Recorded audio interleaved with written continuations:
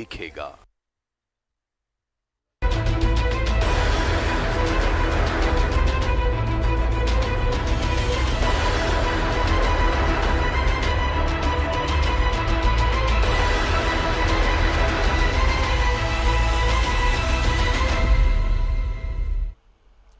स्वागत है आपका न्यूजीलैंड भारत में। आपके साथ मैं हूं शारिफ इब्राहिम। तो स्वागत है आपका इस खास पेशकश में जिसका नाम है शर्मनाक पार्ट 1, क्योंकि परत दर परत हर दिन हम ऐसे राज खोलेंगे जो झारखंड के हर एक शख्स को जानना बेहद जरूरी है। और आपको हम बता दें कि इसकी शुरुआत हुई थी जब जमशेदपुर पुलिस ने होटल अल्कोर में छापा मारा था। वहां अय्याशी हो रही थी, लॉकडाउन का उल्लंघन किया गया था। पुलिस ने गिरफ्तार किया, कार्रवाई करते हुए सलाखों के पीछे आरोपियों को पहुंचाया है। मगर उसके बाद से जो आरोपी है उन्होंने और कितने बड़े बड़े अपराध कर रखे हैं, कितने बड़े बड़े आर्थिक अपराध कर रखे हैं, जिस वजह से सरकार को करोड़ों के राजस्व का चूना लगा है। उन तमाम खुलासों के लिए आप कहीं जाइएगा मत, देखते रहिए न्यूज़ 11 भारत। मगर उससे पहले हम उस खबर को दिखाते हैं जब पुलिस ने होटल में छापा मारा था। न्यूजीलैंड भारत ने खुलासा किया था कि अल्कोर होटल के अंदर अनैतिक काम हो रहा है, जिसके बाद जांच हुई, सबूत सामने आए और 5 आरोपी भेजे गए जेल। जमशेदपुर के होटल अल्कोर में लॉकडाउन के उल्लंघन मामले में पुलिस ने कार्रवाई की। पुलिस ने होटल के मालिक, मैनेजर, महिला समेत 5 लोगों को गिरफ्तार किया, जिसके बाद कोर्ट ने सभी आरोपियों को न्यायिक हिरासत में जेल भेज दिया। आरोपी नंबर 1 होटल के मालिक राजीव दुग्गल, आरोपी नंबर 2 मैनेजर धनंजय सिंह, आरोपी नंबर 3 शरद पोद्दार, आरोपी नंबर 4 राहुल अग्रवाल, आरोपी नंबर 5 कोलकाता से आई महिला।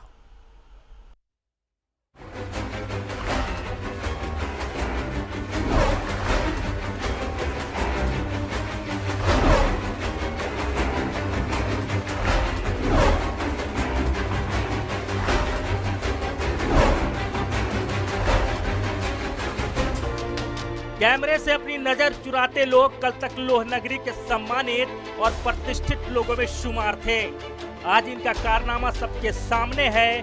बड़े नाम के पीछे छिपा एक गंदा चेहरा, एक ऐसा चेहरा जो अनैतिक काम करता और करवाता है। इन सब का खुलासा तब हुआ जब न्यूज़ 11 की खबर देख पुलिस के आला अधिकारी रेस हुए। हमारी खबर पर पुलिस की जांच ने मुहर लगा दी और पुलिस ने महिला समेत 5 आरोपियों को गिरफ्तार कर लिया।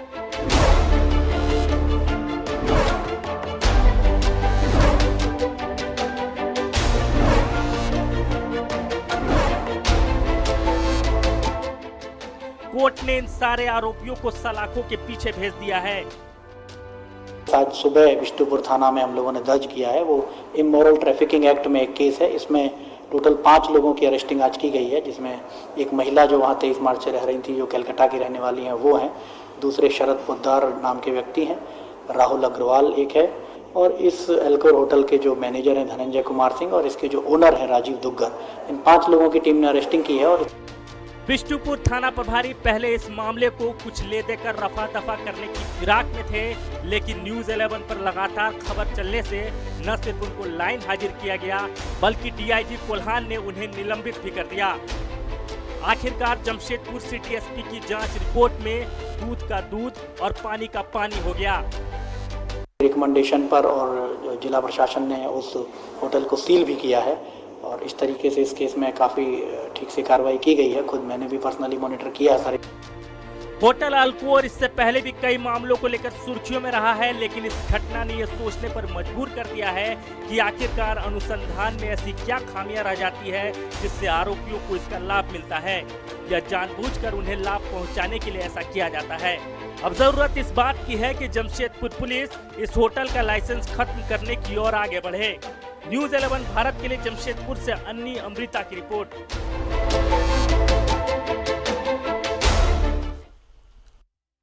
होटल अल्कोर में हसीनाओं के साथ अय्याशी करते हुए सफेद पोशों के चेहरे से पर्दा उठा। ऐसे ही एक सफेद पोश है शरद पोद्दार। इनके एक नहीं कई चेहरे हैं, और वो चेहरे कौन से हैं देखिए इस खास रिपोर्ट में। ये बंगला, या यूं कहे ये व्हाइट हाउस, जहां बाहर तो खामोशी है मगर अंदर सिर्फ और सिर्फ पैसों की खनखनाहट की गूंज ही सुनाई देगी। क्योंकि इस घर का नाम है पोद्दार हाउस और इसमें रहते हैं पिता पवन पोद्दार, उनके बेटे शरद पोद्दार और 2 भाई। जी हाँ, वही शरद पोद्दार जो पिछले दिनों लॉकडाउन का उल्लंघन करते हुए होटल अल्कोर में हसीनाओं के साथ अय्याशी करते पकड़ा गया। अब आपको शरद पोद्दार के और भी चेहरों से रूबरू करवाते हैं। शरद पोद्दार, जिसे है शबाब और शराब का शौक, जिसके पास है बेइंतहा दौलत, जिसने राज्य सरकार को लगाया करोड़ों का चूना, बिजली विभाग के डकार गया 20 करोड़ रुपए, सेल टैक्स, सर्विस टैक्स और एक्साइज के भी खा गया करोड़ों रुपए। अब हम खोलने जा रहे हैं शरद पोद्दार के काले कारनामों का कच्चा चिट्ठा। दरअसल शरद पोद्दार के plant stand commodities private limited, जिसके डायरेक्टर है पवन पोद्दार और उनके पुत्र Sharad Poddar. Stand commodities private limited पर बिजली विभाग का 20 करोड़ का बकाया था। कंपनी ने सेल टैक्स, सर्विस टैक्स और एक्साइज के करोड़ों रुपए को डकार लिया और कंपनी को सुपर लॉस में दिखाकर एनपीए यानी नॉन परफॉर्मिंग एसेट बताया और फिर डीआरटी यानी डेब्ट रिकवरी ट्रिब्यूनल में जाकर दिवालिया साबित कर दिया। असली खेल यहां से शुरू होता है। कंपनी के दिवालिया होने के बाद सभी बकाया हो गए स्वाहा। अब शातिर शरद पोद्दार ने पंजाब नेशनल बैंक से मिलकर स्टैंड कमोडिटीज प्राइवेट लिमिटेड की नीलामी अंडर वैल्यू में करवाई, यानी 10 रुपए की कीमत वाली कंपनी का नेटवर्थ बताया 2 रुपए। और तो और नीलामी की खबर जमशेदपुर के अखबार में नहीं बल्कि छपी रांची के अखबार में। 1 करोड़ 25 लाख 1 करोड़ 25 लाख 2, 1 करोड़ 25 लाख 3। अब आप सोच रहे होंगे कि कहानी यही खत्म, मगर यहीं से शुरू होता है और भी खतरनाक खेल। शातिर शरद पोद्दार ने अपने रिश्तेदार अंकित पोद्दार, मोहित पोद्दार और चंदन मित्तल को खड़ा कर कंपनी को मात्र 1 करोड़ 25 लाख रुपए में वनांचल इनगोटेक प्राइवेट लिमिटेड के हाथों बैंक अधिकारियों के साथ मिलकर बोली लगवा दी, यानी सारा उधार बकाया समाप्त और घर का माल घर में ही रह गया। अब सुन लीजिए, ये चंदन मित्तल कौन है? ये वही चंदन है जो जयमंगला स्पॉन्ज आयरन और शिव शंकर आयरन स्पॉन्ज में शरद का पार्टनर है।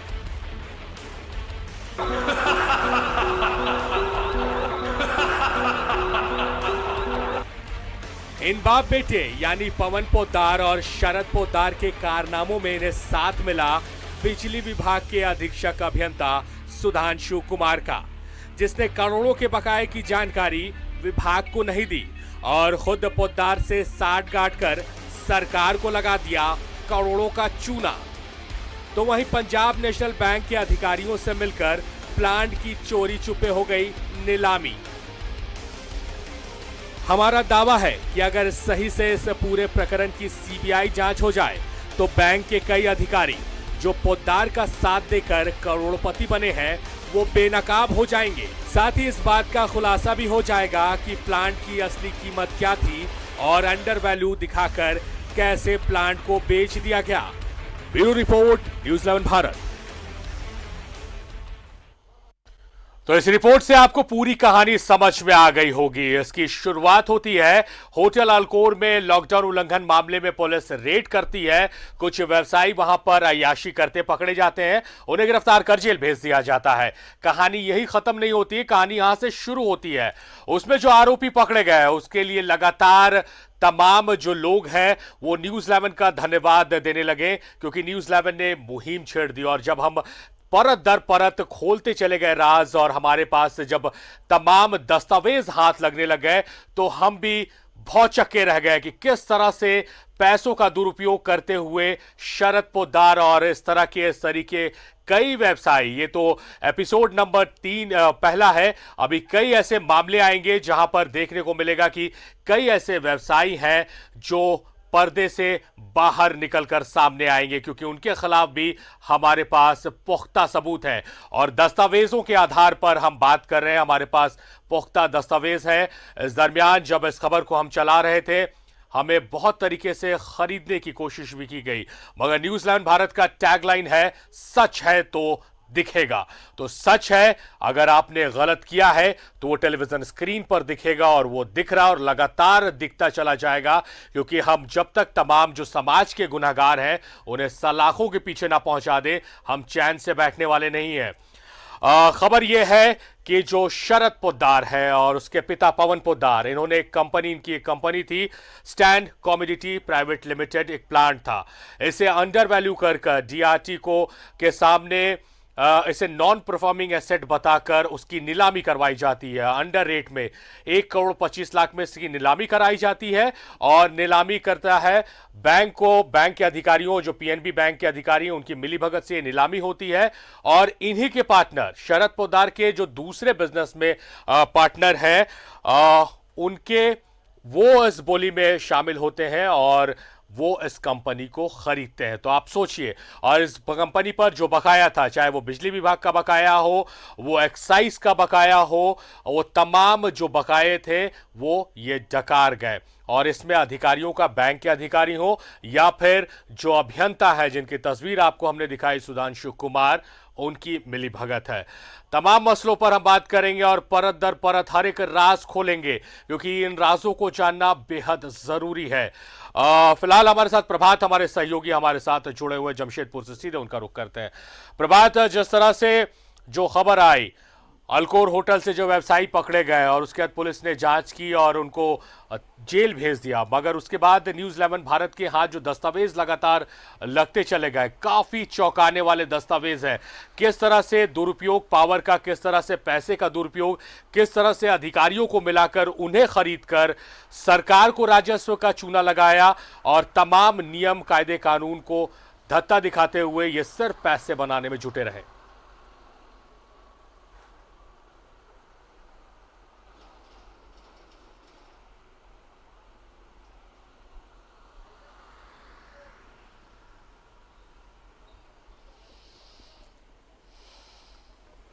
प्रभात, हमारी आवाज मिल रही है आपको? तो प्रभात से हमारा संपर्क टूट गया है। आपको बताएं कि हम प्रभात के पास चलेंगे और बातचीत उनसे करेंगे, मगर आपको बताएं कि किस तरह से सरकार को, क्योंकि झारखंड को नुकसान हुआ है, बिजली विभाग के 20 करोड़ रुपए डकार गए हैं। ये व्यवसायी जो अभी आपको दिख रहे हैं, जिनके हाथों में हथकड़ी बंधी हुई है, आर्थिक अपराध इन्होंने किया है। झारखंड की धरती से ये बिजनेस कर रहे हैं और झारखंड सरकार को इन्होंने चूना लगाया है, और 1-2 करोड़ का नहीं, 20 करोड़ का चूना सिर्फ एक विभाग को, ये बिजली विभाग की का जिक्र हो रहा है। इसके अलावा जो और विभाग है, तमाम जो दस्तावेज है हमारे पास वो मौजूद है। वो दस्तावेज तमाम एक्साइज विभाग की बात करें, सेल टैक्स की बात करें, सर्विस टैक्स की बात करें, हर डिपार्टमेंट को इन लोगों ने चूना लगाया है। सहयोगी प्रभात हमारे साथ फिर से जुड़ गए हैं। प्रभात, जिस तरह से तो बताएं कि हमारे सुप्रियो भट्टाचार्य हमारे साथ जुड़े हैं, जेएमएम के केंद्रीय महासचिव हैं, वो हमारे साथ लाइव जुड़े हुए हैं। सुप्रियो जी, स्वागत है आपका न्यूज़ 11 भारत में। धन्यवाद। सुप्रियो जी, मुझे याद है कि जब इन लोगों की अरेस्टिंग हुई थी तो आपसे लाइव बात हो रही थी और आपने कहा था कि बहुत ये दुखद घटना है कि इस तरह की चीज़ें हो रही हैं और एसआईटी का गठन होकर इसकी जांच होनी चाहिए। मगर उसके बाद जो खुलासे हैं, अब लग रहा है कि सीबीआई के हाथों ये मामला देना पड़ेगा, क्योंकि जिस तरह से आर्थिक अपराध हुआ है, झारखंड सरकार को राजस्व में हानि पहुंचाई है इन लोगों ने। बिजली बिल 20 करोड़ का बकाया, अपनी कंपनी को नॉन परफॉर्मिंग एसेट बताकर दिवालिया घोषित कर बेचा गया है, और अपने ही पार्टनर, अपने रिश्तेदारों को कम अंडर वैल्यू बताकर बेचा गया है। करोड़ों का घपला और अधिकारियों की संलिप्तता साफ नजर आ रही है। नहीं, देखिए शारिक जी, आपने जो स्टोरी पहले बताया, जो रिपोर्ट आपने दिखाई, वो खुद में अपने आप में लो मस्पेक्ट रिपोर्ट है, कोई भी देख के डरावना रिपोर्ट है कि किस प्रकार से इस प्रकार की लूट की छूट पिछली सरकार में बनी हुई थी। आपको मैं शारिक जी याद करवा दूं पिछले सरकार के कैबिनेट के एक मंत्री ने इस मामले को मुख्यमंत्री जी के संज्ञान में लाया था, क्योंकि मुख्यमंत्री जी के पास में ऊर्जा विभाग था। लेकिन उसके बाद क्या रिश्ता था क्या नहीं था, अब तो वो जांच का विषय होगा। जब इस पे हम लोग कोशिश करेंगे और हम लोग ये आरजू भी करेंगे कि एकदम पारदर्शी तरीके से इसकी जांच के लिए चाहे तो ईडी से जांच करवाइए या सीबीआई से जांच करवाइए। तो उन परिस्थिति में बिजली विभाग के जो तत्कालीन मंत्री थे और उसी जमशेदपुर से ही थे, जो बताया जाता है कि उन्होंने इस पर बहुत ज्यादा संज्ञान नहीं लिया अपने कैबिनेट मंत्री में बोलने के बावजूद, और इस तरह से चीजें चलती रही। तो हमको तो लगता है कि पिछले सरकार का जब कुछ हम लोग निकालना यदि शुरू कर दे तो इतना बड़ा बड़ा घोटाला, और देखिए ये मतलब केवल आज के दिन में खासकर, क्योंकि आज एक एक पैसे की जरूरत है इस राज्य को, और इस राज्य को चूना लगा रहे हैं, और उस चूना लगाने में बिजली विभाग के अधिकारी भी शामिल है। मजेदार बात तो ये है कि तत्कालीन बिजली विभाग के अधिकारी शामिल है, मंत्री शामिल है, नहीं तो ऐसा नहीं हो सकता था। क्योंकि हम लोग जानते हैं यदि उस तरह का राजनीतिक संरक्षण नहीं होता तो हमको लगता है कि इस तरह से धृष्टता करना किसी के बस की बात नहीं होती। लेकिन अब निश्चिंत हो जाइए, अब हेमंत जी की सरकार है, भ्रष्टाचार तो छोड़ दीजिए, जो अनैतिक काम भी हुए हैं सभी चीज का एकदम न्यायपूर्ण विचार होगा। कोई भी प्रशासनिक पदाधिकारी, कोई भी पुलिस प्रशासन के पदाधिकारी वो किसी भी तरह के पद पे रहे हो, और जो बातें सामने पहले दिन आई थी किस प्रकार से चीजों को मैनेज करने में लोग लग गए थे, उनको बर्दाश्त नहीं किया जाएगा। और पूरी सच्चाई, और हम तो आपको धन्यवाद देते हैं कि आपने इसका पर्दाफाश किया है, ये हम लोगों के संज्ञान में आया है। अब देखिए इस पे बहुत जल्द कार्रवाई के लिए हमको लगता है कि हेमंत जी तैयार रहेंगे, और उसका वो देख भी रहे होंगे, या उनका सोशल मीडिया टीम देख रहा होगा, तो वो जरूर इस पे संज्ञान ले चुके होंगे। आपने कहा सुप्रियो जी मैनेज करने की कोशिश की गई थी इस मामले को। आपको बताएं कि न्यूज़ 11 भारत को भी मैनेज करने की कोशिश की गई, मगर आपको न्यूज़ 11 भारत का तेवर पता है, आपको न्यूज़ 11 भारत का तेवर कि जिस तरह से हम नाली की समस्या, पानी की समस्या से लेकर भ्रष्टाचार की समस्या जो झारखंड को कहीं ना कहीं खोखला करती है, उस पर हम कड़े तेवर के साथ बने रहते हैं। और तमाम जो बातें हम कह रहे हैं सुप्रियो जी, दस्तावेज के आधार पर हम बात कर रहे हैं, और लगातार कई पुलिस अधिकारी, जो ये बड़ा रैकेट है सुप्रियो जी, क्योंकि बिजली विभाग की हमने खुलासा किया, बैंक के अधिकारी इसमें संलिप्त है, पुलिस के अधिकारियों से लगातार ये लोग संपर्क कर रहे हैं। तो तमाम तरफ से जो घेराबंदी है वो करने की कोशिश की जा रही है, मगर जैसा मैं बार बार कह रहा हूं कि हम दस्तावेजों के आधार पर बात कर रहे हैं और तभी पूरी मजबूती के साथ बात कर रहे हैं। सुप्रियो जी, महत्वपूर्ण हो जाता है ये जानना कि निगरानी, सीबीआई, इन तमाम एजेंसियों की इन्वॉल्वमेंट ऐसे मामलों पर जरूरी हो जाती है। तो क्या माना जाए कि जिस तरह से आप लोग करप्शन की बात पर कहते हैं कि हमेशा संज्ञान लिया जाएगा और इसको बर्दाश्त नहीं किया जाएगा, आगे इस तरह की पहल आप लोगों की तरफ से देखने को मिलेगी? निश्चित तौर पे आपको देखने को मिलेगी और कार्यकारी होते हुए दिखेगी। और देखिए ये साधारण सा घटना नहीं है। देखिए इस पे जो बिजनेस जो क्लास है, ये सरकार को ठग के 1 रुपए का किसी को इन्होंने मदद शायद नहीं किया होगा इस इमरजेंसी के समय में, इस आपातकाल के समय में, और इसी पैसे से गुलछर्रे उड़ाते हैं, इसी पैसे से अय्याशी करते हैं, इसी पैसे से शराब पीते हैं। ये कौन सा नाटक है? कहाँ का नाटक है? ये नाटक यहाँ बर्दाश्त नहीं होने वाला है। समय बदल गया, सत्ता बदल गया, जमाना बदल गया, और मैं खासकर इस तरह से जो बेईमान, अनैतिक जो भी उद्योगपति हैं या अपना बिजनेस चलाते हो, आप लोग सुधर जाइए, क्योंकि इस तरह से हम बर्दाश्त करने वाले लोगों में नहीं हैं।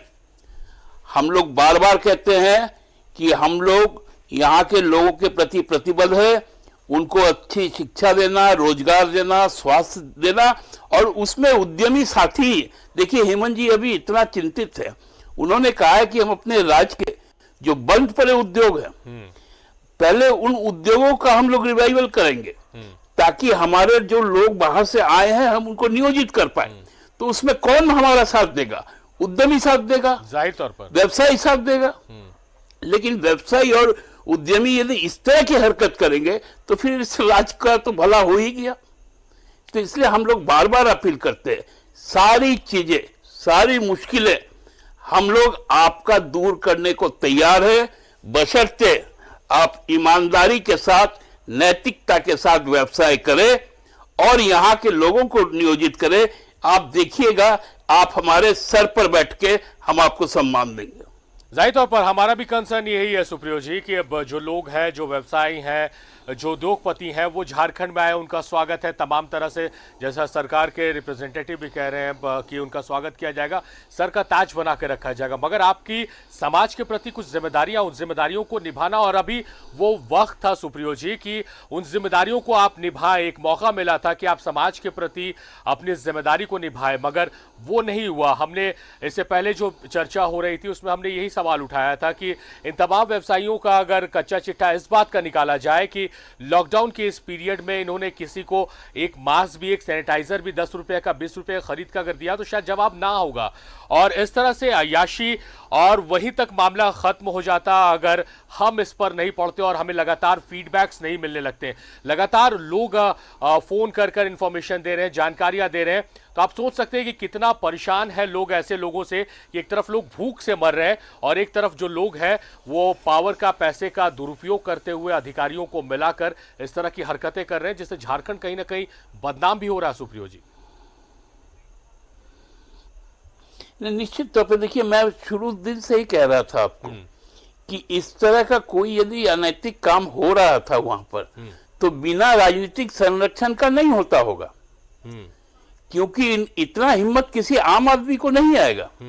उनको ये घमंड रहा होगा कि मैंने पिछले 5 वर्षों से जो काम किए हैं, जो अनैतिक काम किए हैं, उस पे मेरा कोई बाल बाका नहीं कर पाया है, तो शायद इस बार भी नहीं होगा। देखिए, ऋतुएं जैसे बदलती है ना, लोकतंत्र में सत्ता भी उसी तरह से बदलती है। लेकिन हम अपने चरित्र को यदि बनाकर रखेंगे, हम अपने अभ्यास को यदि सुधार के रखेंगे, तो हमें फर्क नहीं पड़ेगा कि सत्ता किसकी आएगी और सत्ता किसकी जाएगी। जो अव्यवस्था बन गई थी यहां पर, उसी अव्यवस्था के खिलाफ तो सरकार जो आज आई है, सरकार उसी के खिलाफ तो मैंडेट लेके आई है। तो वो मैंडेट ही तो हमारी प्रतिबद्धता है। तो हम कैसे उन चीजों के साथ में आज कॉम्प्रोमाइज कर सकते हैं?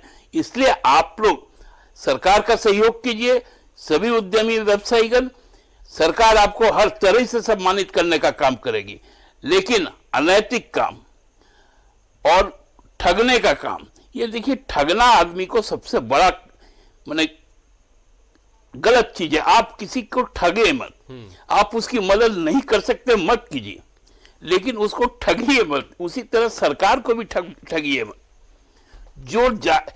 जो जाहिर से चीजें हैं, जो लीगल चीजें हैं, उनको फॉलो कीजिए, उसमें कहीं कोई दिक्कत आ रही होगी, किसी भी तरह से आपको कोई परेशान कर रहा होगा, सीधा आके बैठिए, बात कीजिए, आपका समस्या का समाधान होगा।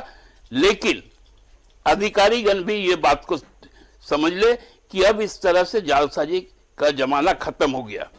बिजली विभाग में बहुत सारे इस तरह के मामले हैं, हम लोगों के संज्ञान में भी है, क्योंकि ये काल बड़ा संकट का काल है। जाहिर तौर पर बहुत प्रैक्टिकल बात आपने कही है सुप्रियो जी कि ये वाइस वर्सा होगा। आप सरकार का सहयोग करें, आप झारखंड का सहयोग करें, सरकार आपको आपके सहयोग के लिए तत्पर रहेगी। सुप्रियो जी, आपको हम उस टेलीफोनिक कन्वर्सेशन को भी सुनाते हैं, साझेदार की कहानी सुनाते हैं, साझेदार की जुबानी शरद पोद्दार की आपको हम कहानी सुनाते हैं। क्या है इसमें, स्टैंड पावर में क्या क्या है? स्टार में कुछ नहीं है, डीआरटी से हम लोग ऑक्शन में लिए है, बस यही है। तो बैंक का मान लो पैसा है, 20 करोड़ रुपया इलेक्ट्रिसिटी बाकी है, तो इलेक्ट्रिसिटी वाला का पैसा कौन देगा? वो तो उसको डीआरटी में अपील करना पड़ेगा इलेक्ट्रिसिटी वाला को, हाँ, कि हमारा भी पैसा बकाया है। अच्छा, डीआरटी एक कोर्ट है भैया, हमको सब मालूम है। हाँ, उसको बिजली बोर्ड को लिख के देना पड़ेगा कि हमारा को पैसा बकाया, तब वो एक्शन लेगा उसके लिए। का अंशु जो वहाँ पर अधीक्षण अभियंता है एसी है जो बिजली विभाग का, उसने क्यों नहीं विरोध किया? ये तो वही बताएगा ना, अभी हम कैसे बताएंगे? अच्छा, अभी ले रहे हो इसमें? नहीं, अभी जिसको जो कोई पावर नहीं ले रहे, अभी नहीं ले रहे, बंद है फैक्ट्री। और तुमने अप्लाई किया है ना जिसको में? नहीं, वैसा अप्लाई नहीं, खाली चिट्ठी लिख के दिया हुआ है। तो चंदन मित्तल कौन है भैया, ये नया प्लेयर? ये पार्टनर है हम लोग। 100 से 800 करोड़ रुपए तुम लोग के जीएसटी बिल में भी गड़बड़ है, सर्विस टैक्स और जीएसटी। वो सब कुछ नहीं है, कुछ नहीं, आप पता कर लीजिए उसको। हम क्या पता करने जाएंगे? हम चैनल में चलाएंगे, वो लोग अपने विभाग हमको ये देगा, सफाई देगा कि नहीं बाकी है। क्या बोले भैया, अब नहीं है तो नहीं है ना, अब तो जीएसटी हर महीना पेमेंट हो रहा, सब जा रहा है। ठीक। बैंक, इंडियन ओवरसीज बैंक को मिल गया, बैंक को डीआरटी दे दिया। देखिए इसमें क्या नियम होता है आपको, कितना में खरीदा है इसको? 1 करोड़ 30 लाख में। अब 20 करोड़ रुपए बिजली बिल भी इसका बाकी है। और बैंक का 1 करोड़ 30 लाख ही बकाया था, तो बैंक डीआरटी में अपील किया कि मेरा पैसा बकाया, तब भी मेरे को नहीं मिल पा रहा, तो डीआरटी बैंक को दिलवा दिया पैसा, और बिजली बोर्ड को छोड़ दिया। बिजली बोर्ड अपील नहीं किया ना डीआरटी में अभी तक। तो बिजली बोर्ड को कहीं ना सही ये सेट तो किया ही होगा ना भाई। वो एसी वगैरह मिल गया था, एसी जो है ना सुधांशु, हाँ, उससे मिल गया, उसका बहुत अच्छा घनिष्ठता था। 2 लोग डायरेक्टर है। कौन कौन? अंकित पोदार, मोहित पोदार। और ये पहले कौन कौन डायरेक्टर था? पहले भी वही दोनों था। तो वो खुद खरीदा, खुद बेचा? वो लोग कोई कंपनी बनाया है भैया। देखिए, स्टान और हरिओम, आप पहले समझ लीजिए, स्टान और हरिओम में मैं पार्टनर नहीं हूँ। इसका टोटल 4 फर्नेस था, 2 में मैं हूँ, 2 में उसका पर्सनल अपने ही है। तो कोई कंपनी बना के कोई स्टाफ को बनाया, वो डायरेक्टर उसमें बना के ले लिया उसको। तुमको नहीं लग रहा है कि कंप्लीट धोखाधड़ी का मामला है भारत झारखंड गवर्नमेंट के साथ, भारत सरकार के साथ? बिजली तो भारत सरकार, इसमें धोखाधड़ी है, मगर देखिए आज आपका पैसा बाकी है, आज आप हमसे मांगिएगा नहीं तो हम आपको थोड़ी चल के फोन करके देंगे भैया पैसा। इसका तो समझिए, इसका मतलब एसी पूरा मिला हुआ है। हाँ, बिजली बोर्ड मांग नहीं रहे लोग से पैसा, माने एसी ना रिपोर्ट करेगा ऊपर में? एसी करे या ऊपर में जो फाइनेंस में बैठा वो जानता है। बिल तो दिखता ही है ना, हर महीना 20 करोड़ का बिल बन रहा है, तो उसको नहीं दिख रहा है क्या? नहीं, हर महीना बिल बन रहा ठीक है, लेकिन कहीं ना कहीं तो दब जा रहा है मैटर जाके ना। अरे ऐसे ही एसी, गलत एसी को भेज दिया ना भैया, सुख सागर में भी ऐसे ही हुआ, सब में ऐसे ही हुआ, क्या करिए, एसी खराब है ना ये तो मैंने अच्छा कमाई है इस सब एसी का, इसका मतलब? हाँ, तभी ना कितना 2-3 साल से यहाँ टिका हुआ सुधांशु। अच्छा,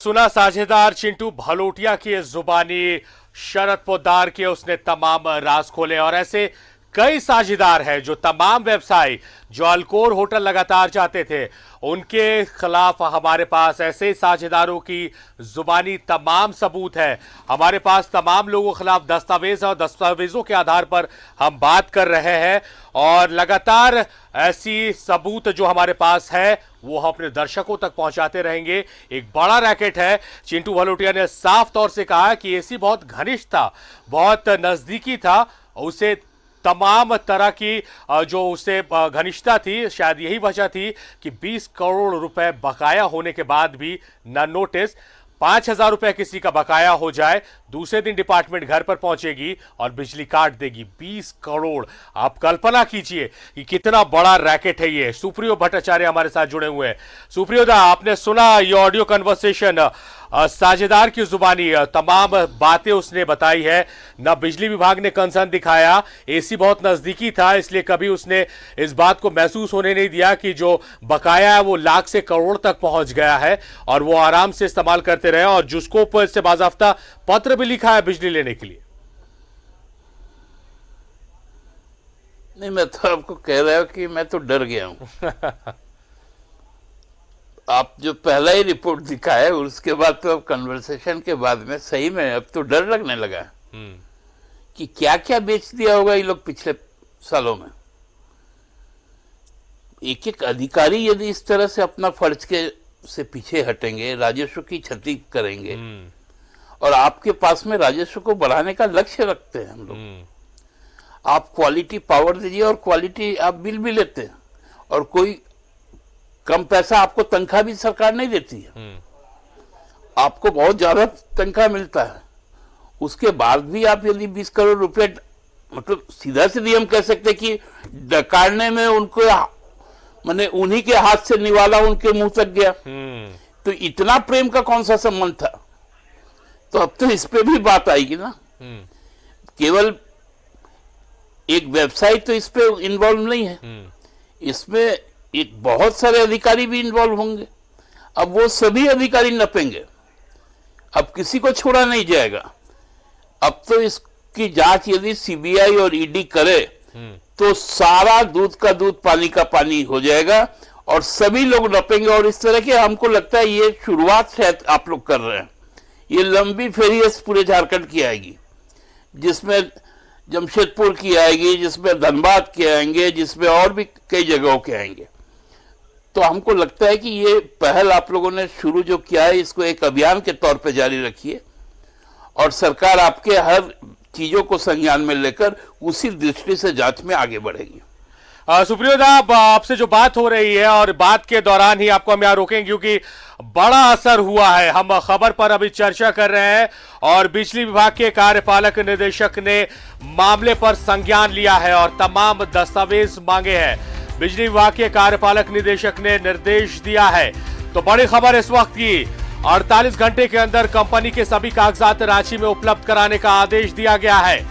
शरद पोद्दार की बढ़ सकती है मुश्किलें। तो खबर का असर किसे होता है ये इसी से समझा जा सकता है। न्यूज़ 11 भारत तमाम तरह की खबरें दिखाती है। जो पानी की समस्या भी हो तो हम दिखाते हैं, हमारे रिपोर्टर्स वहां बने रहते हैं और झारखंड को अगर आर्थिक चोट देने की बात हो तब भी हमारे सजग रिपोर्टर्स वहां पर बने रहते हैं और परत दर परत हम तमाम लोगों के चेहरों से नकाब को नोच कर हटाते हैं। शरद पोद्दार की कहानी आपको दिखा रहे हैं। ऐसे कई व्यवसायी हैं जिनके कारनामों के काले चिट्ठे हमारे पास है, तमाम दस्तावेज हमारे पास है। जो लोग होटल अल्कोर में जाते थे, जो सीसीटीवी कैमरे में कैद हुए हैं, उन तमाम लोगों की कारगुजारी के तमाम सबूत हमारे पास है और दस्तावेज हमारे पास है और उन दस्तावेजों के आधार पर परत दर परत हर दिन हम खोलेंगे उन तमाम राजों को जो झारखंड के हर एक शख्स को जानने की जरूरत है। उनका अधिकार है कि किस तरह से पैसों का दुरुपयोग कर कर राजस्व का चुनाव लगा रहे ये सरकार को। और खबर अभी चल रही है, 20 मिनट ही गुजरे हैं और खबर का बड़ा असर हुआ है। कार्यपालक निदेशक ने आदेश दिया है, खबर चलते ही बिजली विभाग ने संज्ञान ले लिया है। अजय हमारे सहयोगी हमारे साथ लाइव जुड़े हुए, सीधे उनका रुख करेंगे। अजय, जिस तरह से हम अभी खबर पर चर्चा कर रहे हैं उस खबर पर चर्चा ही हो रही है और कार्यपालक निदेशक ने इस पर संज्ञान ले लिया है। तमाम लोग नपेंगे, चाहे वो एसी की बात करें जिनका नाम साझेदार की जुबानी हमने सुना है, सुधांशु कुमार, जिसकी वजह से जिसकी रहमत बरसी है शरद पोद्दार पर या शरद पोद्दार की रहमत बरसी है एसी पर, वाइस वर्सा ये अगर कहा जाए तो गलत नहीं, एक दूसरे पर एक दूसरे की रहमत बरसी है। बड़ा असर हुआ है खबर का। बिल्कुल सारिक, देखिए झारखंड राज्य बिजली वितरण निगम के कार्यपालक निदेशक के वर्मा ने इस खबर पर संज्ञान लिया है और जमशेदपुर एरिया बोर्ड के जीएम को कहा है कि आप 48 घंटे के भीतर ये मेसर्स जो कंपनी है मेसर स्टैंड कमोडिटी, इसकी पूरी रिपोर्ट आप भेजे।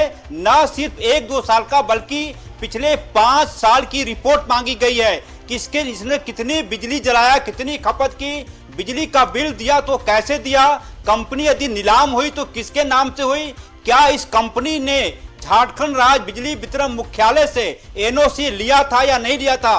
देखिए नियम ये कहता है कि कोई कंपनी यदि बिक्री होती है तो उसे बजाबता एनओसी लेना पड़ता है तमाम विभाग से। ऐसा नहीं कि आपने बोली लगाई और कोई खरीदार खड़ा हो गया, आपने तब कुछ बेच दिया। ये तमाम चीजें संज्ञान में लेंगे और सुधांशु कुमार इकलौते ऐसे अधिकारी नहीं होंगे। मुझे लगता है कि इसके लपेटे में कई और लोग आएंगे, बड़े बड़े अधिकारियों के नाम भी आ सकता है। और ये सिर्फ बिजली बिल नहीं देने का मामला नहीं है सारिक, ये सरकारी खजाने में डकैती डालने का मामला है। 2 करोड़ रुपए की बिजली का बिल एक सुधांशु कुमार जैसा शख्स अकेले इतनी बड़ी हिम्मत नहीं कर सकता। इसके सिर पर जरूर किसी न किसी ऐसे व्यक्ति का हाथ होगा जिसने हरी झंडी दी होगी और बिना एनओसी, बिना कागजात के कंपनी को बेच दिया गया। और खरीदने वाला भी कौन था? संबंधित कंपनी के उनके ही अपने लोग। तो जाहिर सी बात है सरकारी खजाने की लूट है। और ये फ्राइडे तक यानी कि 48 घंटे के भीतर रिपोर्ट मांगी गई है। जमशेदपुर एरिया बोर्ड के जीएम से बाजाप्ता कार्यपालक निदेशक ने मेल किया है और कहा है कि 48 घंटे के भीतर पिछले 5 साल का यानी कि 2020 से 2015 के बाद से कंपनी की गतिविधियां क्या रही, कितना लोड था उनकी कंपनी पर बिजली का, कितनी बिजली की खपत होती थी, पैसों का भुगतान वो कैसे करते थे, क्या वो पैसों के भुगतान के बदले में कभी उन पे जो जुर्माना लगा था नहीं। और एक सूचना यह भी आ रही है सारी, अभी हमारे सूत्रों ने खबर दी है कि बिजली चोरी के खिलाफ जो अभियान चलता था लगातार, ये ईस्टर्न कमोडिटी कंपनी पर 3 बार बिजली चोरी का भी मामला दर्ज हुआ है। तो ये तमाम चीजें अब परत दर परत खुलती जा रही है। फ्राइडे तक ये रिपोर्ट मांगी गई है मुख्यालय को जमशेदपुर एरिया बोर्ड की जीएम से। देखना होगा कि उनकी रिपोर्ट में क्या कुछ है, क्या अकेले सुधांशु कुमार ने पूरा खेल रचा है या फिर इनके सिर पर कोई और हाथ था। जैसा कि हमारे सूत्र कह रहे हैं ये पूरा का पूरा खेल रांची में बैठे कई अधिकारी ने भी रचा था और तब जाकर 2 करोड़ रुपया बिजली बिल यह देखते हुए कि इनके ऊपर बिजली बिल का बकाया है, कैसे कंपनी की बिक्री हुई, कौन नीलाम करने वाला था, कौन खरीदने वाला था, ये तमाम चीजों की जानकारी मुझे लगता है कि इस रिपोर्ट की बात से और कई खुलासे न्यूज 11 भारत करेगा। सारिक कई और खुलासे करेंगे अजय, और सिर्फ शरद पोद्दार नहीं, उन तमाम व्यवसायियों के कच्चे चिट्ठों का पर्दाफाश हम करेंगे जो होटल अल्कोर में उस दिन थे या लगातार वहां जाते थे अय्याशियां करने। उन तमाम लोगों के खिलाफ हमारे पास वो सबूत है जो उन्हें बेनकाब करने वाला है। सुप्रियो जी, अजय आप हमारे साथ बने रहिए, हम सुप्रियो जी का रुख करेंगे। सुप्रियो जी, जिस तरह से कार्यपालक निदेशक ने संज्ञान लिया मामले में, और जो हमारे सहयोगी हैं अजय लाल वो बता रहे हैं कि लगातार जो बिजली चोरी के खिलाफ कार्रवाई की जा रही विभाग की तरफ से, 3 बार छापे भी पड़े, केस रजिस्टर किया गया, ना पैसे दिए गए जो बकाया था बिजली विभाग का, केस भी रजिस्टर हुआ, उसे भी रफा दफा कर दिया गया। तो आप सोचिए कि कितने अंदर तक ये बिजली विभाग में घुसे हुए और कितने बड़े बड़े अधिकारी इसमें संलिप्त हो जाएंगे, उनके भी चेहरे बेनकाब हो जाएंगे अगर सही तरीके से इसकी जांच हो जाए तो। नहीं शारिक जी, ये मैं तो आपको पहले ही कहा था कि देखिए सरकार इसको संज्ञान में, चूंकि आप इसको ऑन ईयर की है तो एक एक पल के खबर सरकार के संज्ञान में है जी, और उसी पे ये कार्रवाई भी हुई। तो हम लोगों ने बहुत, देखिए हम केवल अभी अपने इस संकट काल से के लिए सतर्क नहीं है, हम हर तरह से सतर्क हैं कि हम लोग ये जो समय है इसका कोई दुरुपयोग ना कर ले।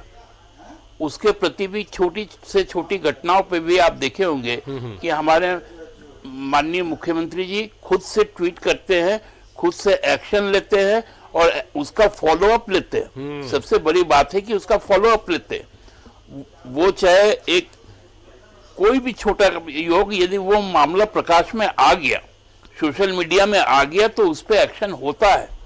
और इस तरह से कई इंस्टेंस है, पिछले लगभग 4 महीने की हमारी सरकार है और उसमें तो 2.5 महीने हम इसी संकट में ही गुजार रहे हैं।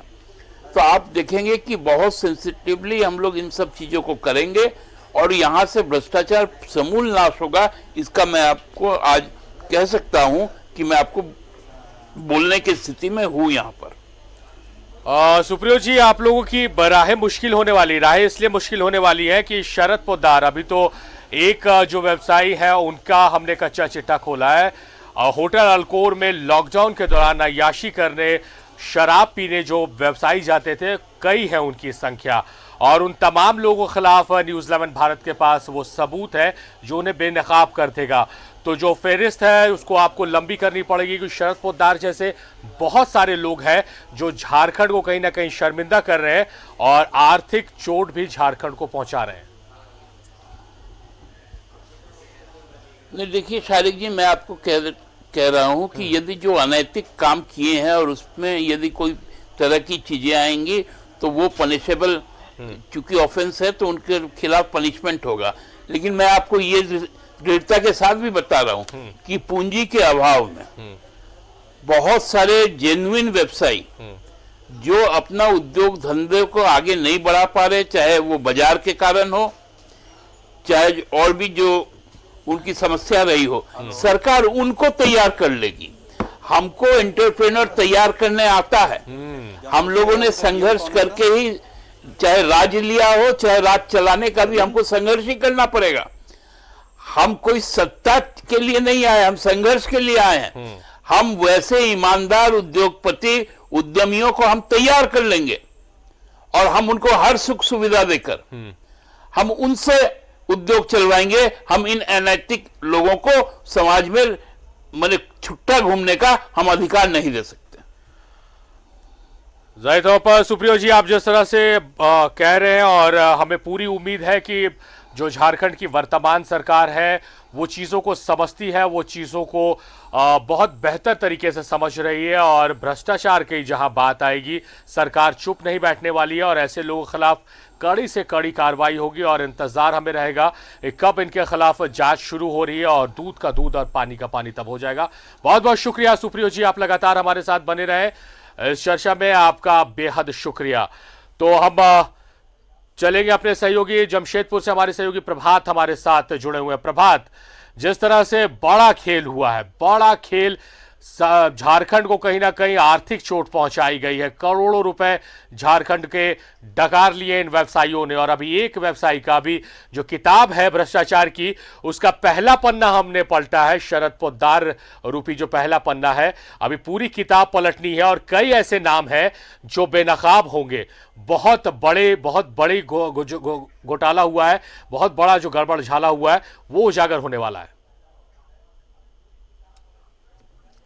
बिल्कुल शारिफ, देखिए जिस तरीके से शरद पोद्दार होटल अल्कोर के मामले में पकड़े जाते हैं, पकड़े जाने के बाद उन्हें जेल होता है, और जेल होने के बाद ये सारी चीज़ें सामने आती है। निश्चित है ये बिजली चोरी प्रभात, आप जानकारी दे रहे हैं, आपकी जानकारी हम लेंगे। अभी आपको हम रोक रहे, एक बार फिर अपने हम दर्शकों को उस रिपोर्ट को दिखाते हैं, हम आपके पास लौटेंगे। प्रभात, तो होटल अल्कोर में हसीनाओं के साथ अय्याशी करते कई सफेदपोशों के चेहरे पर से पर्दा उठा।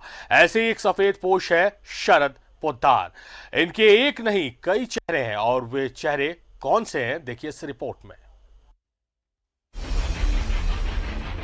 ये बंगला, या यूं कहें ये व्हाइट हाउस, जहां बाहर तो खामोशी है मगर अंदर सिर्फ और सिर्फ पैसों की खनखनाहट की गूंज ही सुनाई देगी, क्योंकि इस घर का नाम है पोद्दार हाउस, और इसमें रहते हैं पिता पवन पोद्दार, उनके बेटे शरद पोद्दार और दो भाई।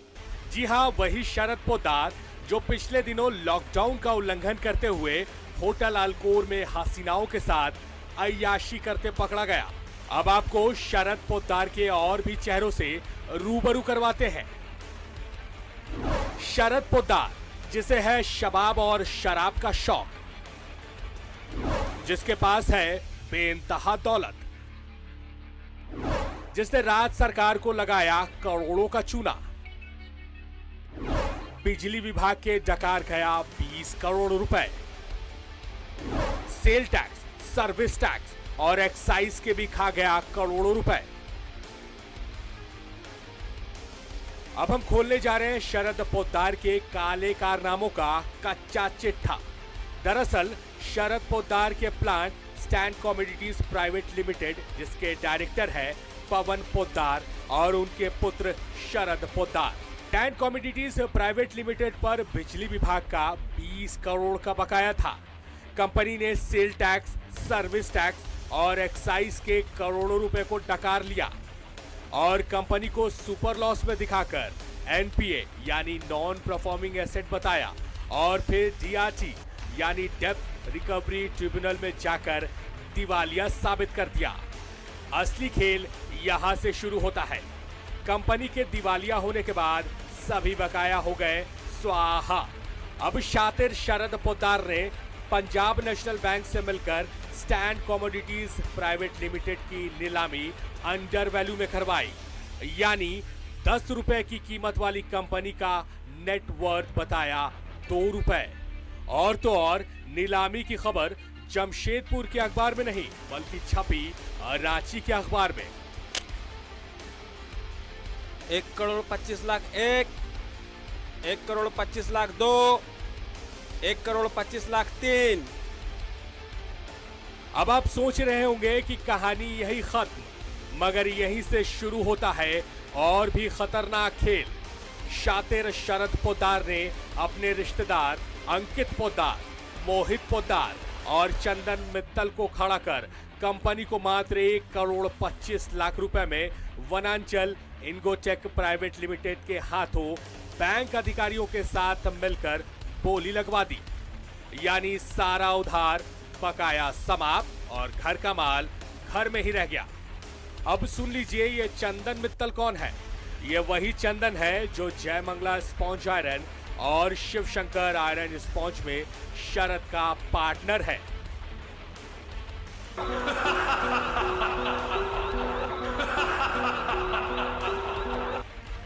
इन बाप बेटे यानी पवन पोद्दार और शरद पोद्दार के कारनामों में इन्हें साथ मिला बिजली विभाग के अधीक्षक अभियंता सुधांशु कुमार का, जिसने करोड़ों के बकाये की जानकारी विभाग को नहीं दी और खुद पोद्दार से साठ गांठ कर सरकार को लगा दिया करोड़ों का चूना।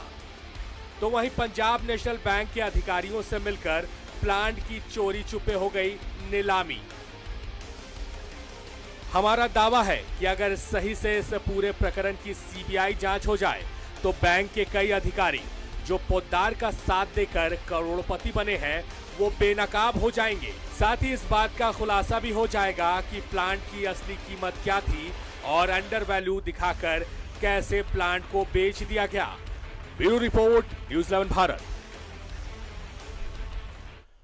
तो रिपोर्ट को फिर से हमने आपको दिखाया और किस तरह से जो सरकार को, बिजली विभाग को चूना लगाया गया। सर्विस टैक्स की बात करें, एक्साइज की बात करें, तमाम तरफ सिर्फ और सिर्फ घपले और घोटाले, और इन घोटालेबाजों को मिला है साथ अधिकारियों का, चाहे वो बैंक के अधिकारी हो या फिर बिजली विभाग के अधिकारी हो, और तमाम लोगों के खिलाफ। और लगातार हम इस बात को दोहरा रहे हैं कि अभी इस जो भ्रष्टाचार की किताब है इसका पहला पन्ना हमने पलटा है और परत दर परत हम हर राज खोलेंगे, क्योंकि होटल अल्कोर में उस दरमियान जितने भी लोग गए हैं उनके खिलाफ हमारे पास पुख्ता सबूत है और उन सबूतों को हम अपने दर्शकों तक जरूर पहुंचाएंगे अपनी रिपोर्ट्स के माध्यम से।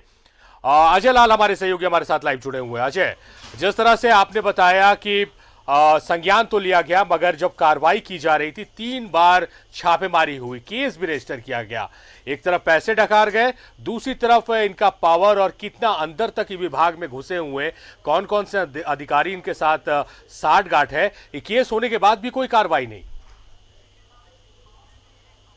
देखिए सारिक, इस मामले में एक अपडेट यह भी है कि जमशेदपुर एरिया बोर्ड के जीएम अरविंद कुमार ने पुष्टि की है कि उन्हें आदेश मुख्यालय से मिल गया है और उन्हें 48 घंटे का वक्त बेशक मिला है। उन्होंने कहा कि वो 30 से 35 घंटे के भीतर मुख्यालय को पूरी रिपोर्ट भेज देंगे और बाकायदा उन्होंने कल दफ्तर में अपने टीम के 2 लोगों को इसके लिए विशेष रूप से जाहिर तौर पर अजय, ये महत्वपूर्ण है, ये महत्वपूर्ण है। अब रेस होना होगा अधिकारियों को। अजय, हम लौटेंगे आपके पास। अजय, आप बने रहिए हमारे साथ। अधिवक्ता झारखंड हाई कोर्ट के राजीव कुमार जुड़ गए। राजीव जी, स्वागत है आपका न्यूजीलैंड भारत में। नमस्कार नमस्कार नमस्कार। राजीव जी, आपने रिपोर्ट देखी होगी। रिपोर्ट देखकर, क्योंकि करप्शन के खिलाफ लगातार आप एक तरह से कहे तो मुहिम चला रखी है आपने झारखंड में, आपने रिपोर्ट देखी किस तरह से हर एक डिपार्टमेंट में लोग घुसे हुए हैं, लोग इनके पहुंचे हुए हैं, अधिकारियों से मिली भगत कर कर ये सच को झूठ, झूठ को सच बता रहे हैं। देखिए बिजली बोर्ड का पुराना तमाशा रहा है वहां पे जमशेदपुर में।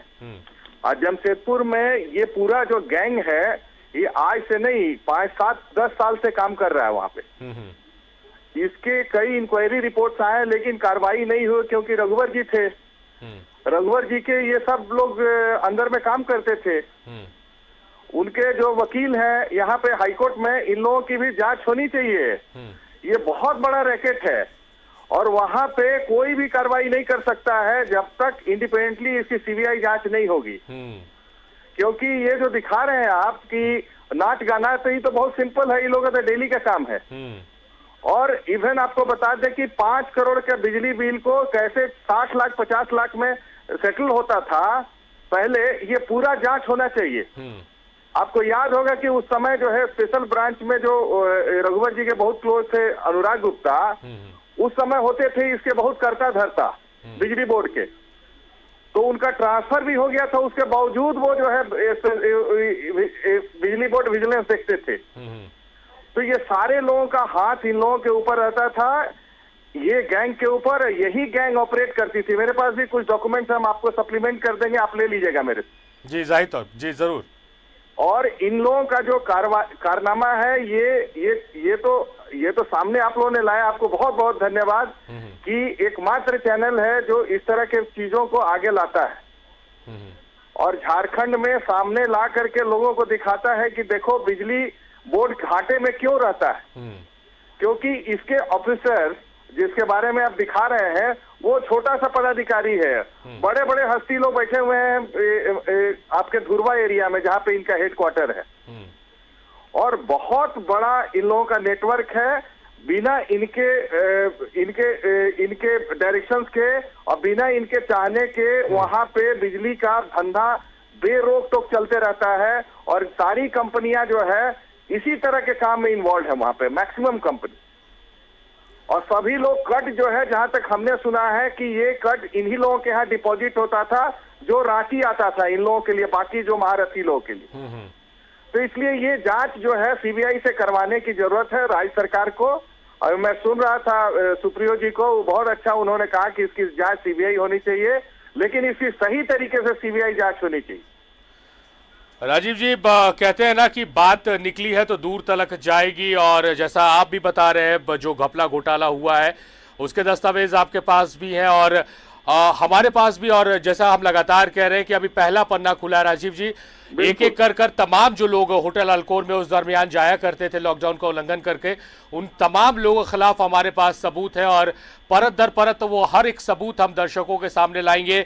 अब न्यूजीलैंड भारत इस मामले में जिस तरह से देखा जा रहा है राजीव जी की सीबीआई जांच की मांग हो रही है, आप भी कर रहे हैं, सुप्रियो जी ने भी इस बात की वकालत की है, आपको जाना जाता है इस चीज के लिए कि आप पीआईएल ऐसे मामलों पर दायर करते हैं। अभी आपको हम बता दें तारिक भाई कि हम जो है इसमें तैयारी ही कर रहे हैं पीआईएल करने के लिए, क्योंकि मेरे पास डॉक्यूमेंट्स आए थे जो कैसे वहां बिजली चोरी होने का पूरा जो है नेटवर्किंग होता है, और वो जो है एक ही कंपनी नहीं है जिसके बारे में आप चर्चा कर रहे हैं, और भी कंपनियां हैं जिसमें इस तरह का कांड हुआ है, और ये सैकड़ों हजारों करोड़ का घोटाला ये है, और इसका प्रोटेक्शन बड़ा अच्छा से मिलता है। आप जानते हैं, हम उन लोगों का नाम नहीं लेना चाहते, हमारे अपने कलीग लोग हैं, वो कैसे वो लोग मैनेज करते थे पूरा मैटर को। तो ये राज्य सरकार का हेमंत जी जो है, चूंकि अभी वही है इसके बिजली बोर्ड के भी, हमको लगता है कि माननीय मंत्री, तो उनको चाहिए कि इसकी जांच सही तरीके से एक एक आदमी को, जो लोग भी इन्वॉल्व है इसमें, चाहे हमारे हाईकोर्ट में हो, ये लोग प्रोटेक्शन देते हो, या कैसे वहां 5 करोड़ को जो है 50 लाख में होता था, पिछले 8-10 साल का जैसी हिसाब किताब हो जाएगा, हम लोगों को फंड की कमी नहीं होगी, हमारे बिजली बोर्ड जो है कभी भी घाटे में नहीं जाएगा।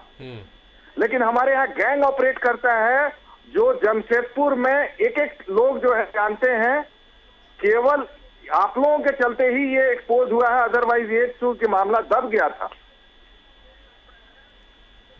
और जो आंकड़े हैं और जो दस्तावेज हैं वो काफी चौंकाने वाले राजीव जी, और एक नहीं ऐसे कई व्यवसायी हैं जो होटल अल्कोर में उस दिन पकड़े गए हैं, और तमाम और भी बहुत लोग हैं जो जद में आए हैं, जो कैमरे की जद में आए हैं, जो अभी जांच के दायरे में है मगर उनके नामों खुलासा नहीं हुआ है। उन तमाम लोगों के खिलाफ दस्तावेज हमारे पास पहुंच चुके हैं, और एक एक कर तमाम लोगों के कच्चे चिट्टे खोले जाएंगे। और जो आप इशारा कर रहे हैं राजीव जी की किस तरह से इन लोगों अंदर तक पहुंचे हुए थे, हमारे सहयोगी बता रहे हैं कि उनको जानकारी जो मिली कि 3 बार छापा भी पड़ा है, केस भी दर्ज हुआ, मगर वो भी मैनेज हो गया। हाँ, मैनेज इसलिए होता था क्योंकि उनके जो है उनके जो गुरु लोग हैं यही रांची में ही बैठे हुए हैं।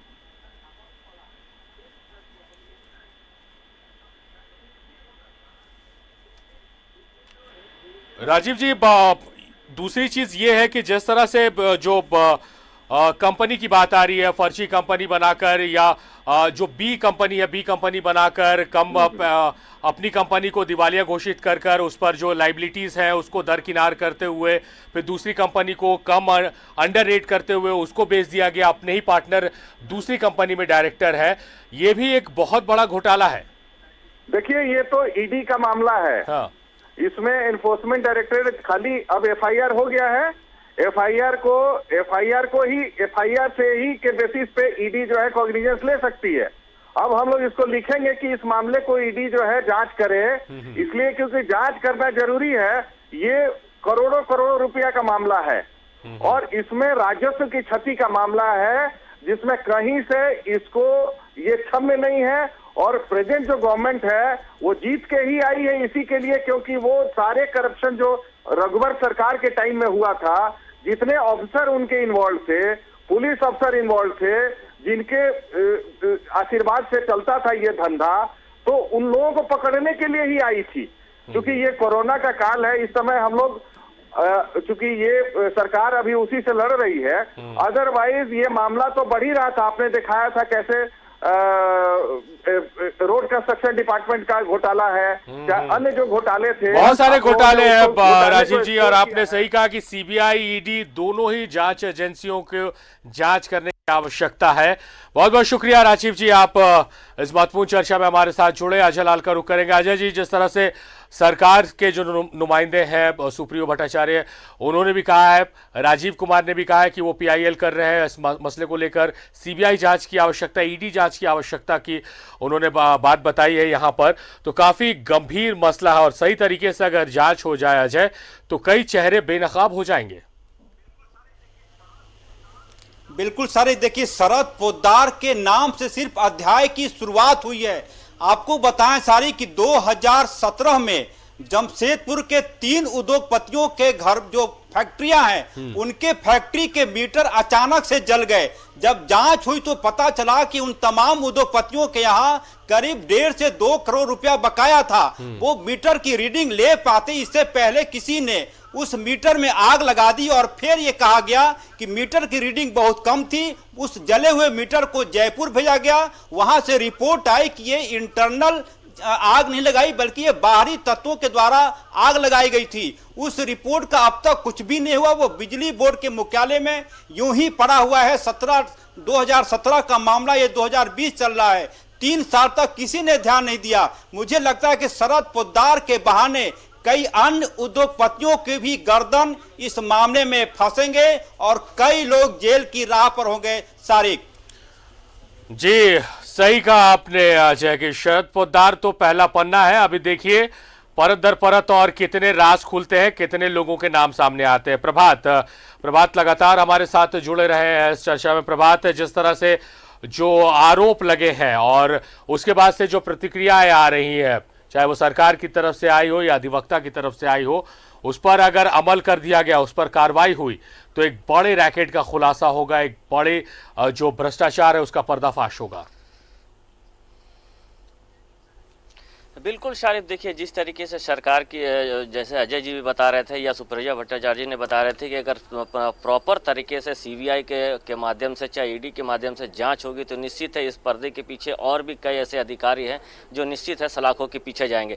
ये पूरी घटना जो है, जिस तरीके से अल्कोर होटल से निकल कर अब ये जो शरद पोद्दार है, इसके काले कारनामे न्यूज़ 11 जो लगातार उठाते आ रहा है और लगातार दिखाते आ रहा है, निश्चित तौर पर ये जो बिजली चोरी का जो मामला है, पिछले कई बार जैसे अजय जी बता रहे थे कि 3 मामले दर्ज किए गए, उसके बाद भी पूरी मामले में कोई संज्ञान नहीं लिया गया और निश्चित है पूरे मामले को रफा दफा कर दिया गया या फिर वो पेंडिंग में चला गया। निश्चित है नई सरकार आई है, नए लोग आए हैं, नए मुख्यमंत्री बने हैं। निश्चित है मुख्यमंत्री जी ने किस तरीके से लोगों से आह्वान किया कि इस बड़े त्रासदी में, इस बड़ी महामारी में हम वैसे उद्योगों को चलाने का प्रयास करेंगे जहां जो हमारे प्रवासी मजदूर बाहर से आ रहे हैं उनको कहीं ना कहीं रोजगार से जोड़ने की बात कही। तो कहीं ना कहीं मुख्यमंत्री एक तरफ ये भी कह रहे हैं कि जो हमारे जो झारखंड में उद्योग है जो बंद पड़े हैं, जो शिथिल है, उन्हें हम कहीं ना कहीं प्रोत्साहन करेंगे, उनको आगे बढ़ाएंगे ताकि जो हमारे जो गरीब मजदूर है उनको कहीं ना कहीं रोजगार मिले। निश्चित है ये जो कार्रवाई हो रही है, इस तरीके से बड़ा खेला हुआ जो बिजली की चोरी में, निश्चित है आने वाले दिन में जांच होगी तो पर्दे के पीछे जो और कई ऐसे अधिकारी है, कई ऐसे व्यवसायी है, निश्चित है जेल सलाखों के पीछे जाएंगे। जी शारिफ। जाना भी चाहिए प्रभात। झारखंड को अगर कोई बदनाम करना या बर्बाद करना चाहेगा तो न्यूज़ 11 भारत उसके कच्चे काले कारनामों का कच्चा चिट्ठा लेकर इसी तरह मौजूद रहेगी और सरकार को जगाएगी, सरकार को बताएगी कि आपको कार्रवाई करने की आवश्यकता है, कहां पर गड़बड़ घोटाला चल रहा है। फिलहाल आपका शुक्रिया प्रभात। अजय, आपका भी शुक्रिया, आप लगातार इस चर्चा में हमारे साथ बने रहे। तो शर्मनाक पार्ट 1 था ये, शर्मनाक पार्ट 2 भी आएगा और लगातार हम ऐसी खबरों पर बने रहेंगे। तमाम वो लोग जो अल्कोर होटल में थे, जो अय्याशी कर रहे थे, जो कैमरे की जद में आए हैं, उनके खिलाफ हमारे पास सबूत है और हर एक दिन हम उनको बेनकाब करेंगे और इस बात को सुनिश्चित करेंगे कि उनके खिलाफ कार्रवाई हो। देखते रहिए न्यूज़ 11 भारत।